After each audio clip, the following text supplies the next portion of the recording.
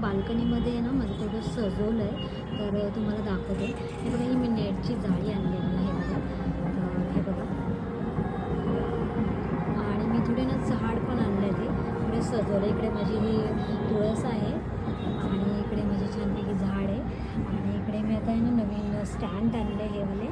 आणि हे बघा, इकडे मी 3-4 झाड मी नवीन आणले ते, आणि इकडेपैकी सुंदरपैकी सजवलं.